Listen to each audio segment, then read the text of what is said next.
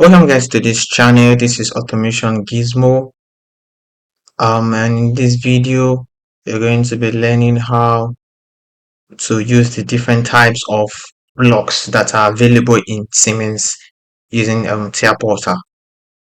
Don't forget to like, put on notifications, subscribe, and share.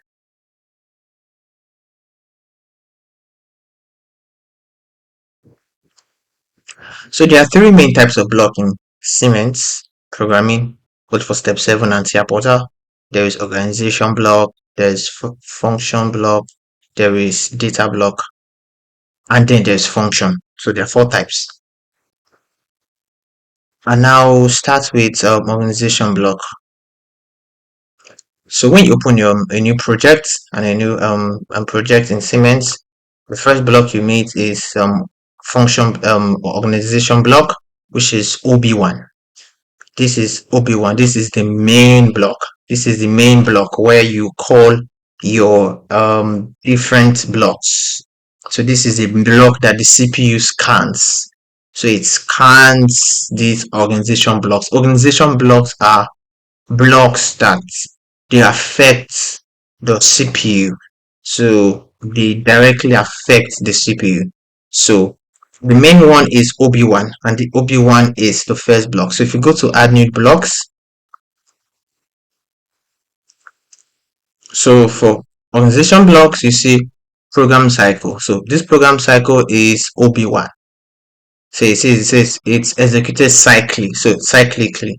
So this block is executed every 100 milliseconds cycle. So this is OB blocks. So in this tutorial, we're just going to do a rundown of all the blocks, and in later tutorial we'll deep down into each of the blocks. So this is organization block. So when you program, you call your functions and your function blocks in organization blocks.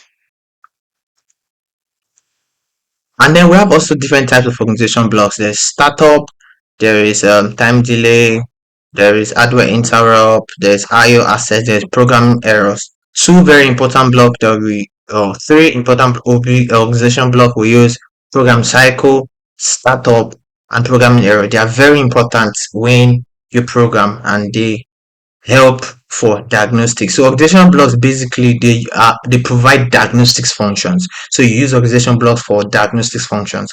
So the second type of block is function block. Function blocks are blocks that have they store their memories in data blocks. So in function block, they are reusable. So they have instance data block where they store each memory. So for example, you can have a function block for scaling of analog input devices. And that function block, every time you call that function block, is going to generate a new instance data block for its data. So for example, if we add the function block now and call it analog inputs, I'll press OK.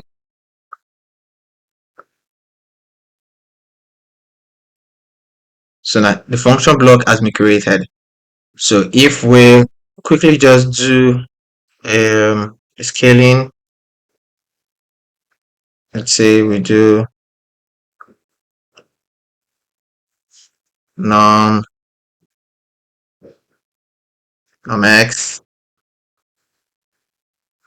and scale x, then I just add some data there. For example, I just add in temp, I add b1 real,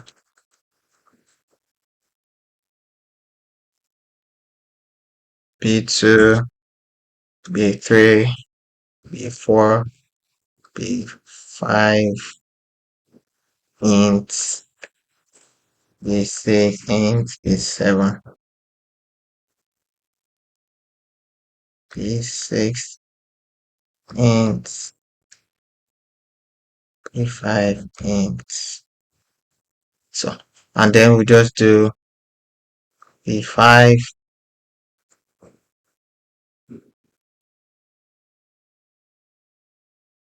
MW20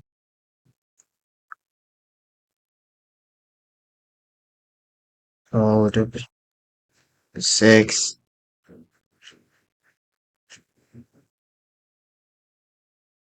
W7, and there's W7 here. The output before, so then if I put B1, B2, so I'm just trying to test this before, and then let's just see how function block is. Then out is B3. So now we've created this function block, so just for scaling there. So now if, for example, now I want to call this function block in OB1, so you see it brings a prompt for me to create a general block, a data block. So I have to generate a data block, which is how function block is, because it has to hold the data in an instance data block. So if I press OK, so it generates. Also, if I call this block again, so it brings another prompt for me to have a data block. So function block always, they're reusable and they always have data block. They can store memories. So the next type of block we'll quickly look at is functions. So function. I press OK. So the difference between a function and a function block is just the ability for a function block to create more to save. It has memories. They have instance data, so it can store. Functions are just like function blocks, but without the ability to store. So that you can also create functions, but they don't store. So for every CPU stack cycles, it just generates again. But for function blocks, it picks its data from data blocks. So for function block, we still do the same thing. It's still going to work. So for example, if I just copy this out if I copy this out and just paste it here.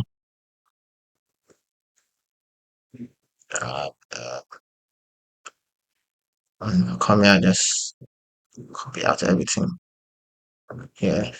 Just it here.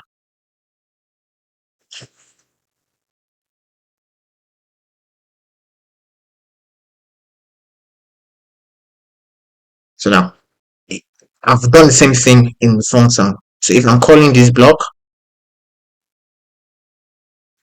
so it says no prompt for me to store. So for functions, you don't have the ability to store data. It cannot hold data because it does not have an instance data block. So this is functions. Quickly, the last one we'll look at is data block. I've already mentioned data block in the video, but then data block. So data blocks are blocks that save data. They save program data. So all your tags, all your data, you save them in data block, and this is a data block. So for example, I can have temperature one, temperature transmitter, and just call it TT1. Now here you select your data type, and there are different data types. In another video I'm going to look at data types. So for here data types, I could just pick real, and this become my first. So I could have TT2, and my data type should be integers, which is int. I could have pilot lamp, and my data type would be bool, which is boolean. I could have a motto, and my data type is bool. I could have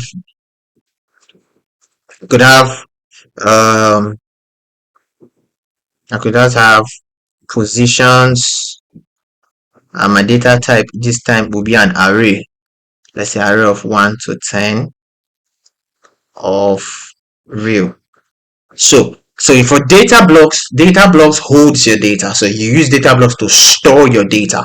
So in storing the data, you can always access your data. So these are the four main types of blocks in Siemens: function blocks, organization blocks, and data blocks.